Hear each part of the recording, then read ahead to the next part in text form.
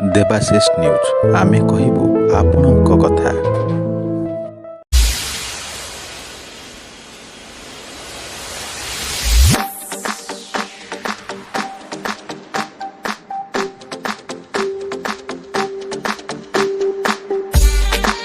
Debashish news रु Harpriya report D news आम बर्तमान पहुंच जाइए सुरेश कांडी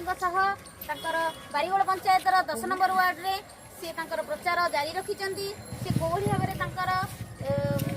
से ग्राम कौड़ी भाव भरोसा अच्छी जितबार कि कौन अच्छी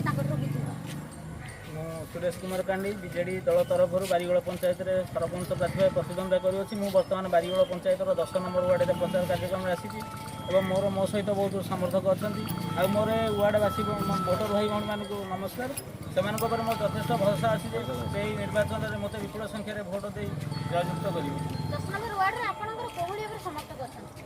वार्ड मोर विपुल समर्थक अच्छा जो मैंने मो सहित उपस्थित भी अच्छा किसी से सुरेश कुमार कांडी कौ भाव 10 नंबर वार्ड रे कौ भाव जितबार अच्छी भरोसा आमे सुरेश कुमार कांडी को देखिकी भोट दौन आमे ओनली देखु प्रताप भाई प्रशांत भाई तापरे नवीन पट्टनायक देखिकी आमे सुरेश भाई की एठी बाछी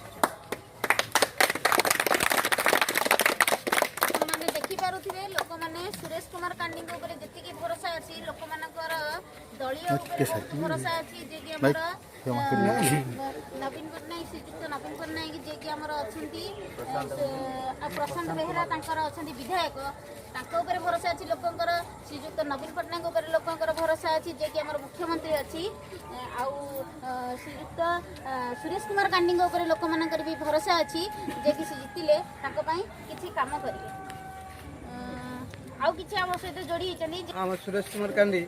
सी आम भल पिला दल तरफ भी आम दल को नवीन पट्टनायक आम बहुत समर्थक करम आज को मु 28 वर्ष है मुझे दल में कम करुँच एवं सुरेश भाई जन निष्ठा निस्वार्थपर एवं कर्मयोगी सत्यनिष्ठा पाखे आम हार मान जाऊँ आम भी बहुत दिन देखिए 3 थर से वार्ड नंबर जीति आर लोक संपर्क बहुत यथेष अच्छी सी आगर भी बहुत लोगों को साहाय्य कर तेणु आमर भी दृढ़ विश्वास सी पाइले निश्चय बहुत लोगों काम सफल हम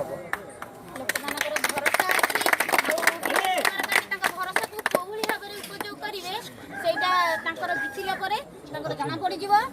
देवाशीष न्यूज रु हरप्रिया सुरेश भाई नवीन पट्टनायक नवीन पट्टनायक नवीन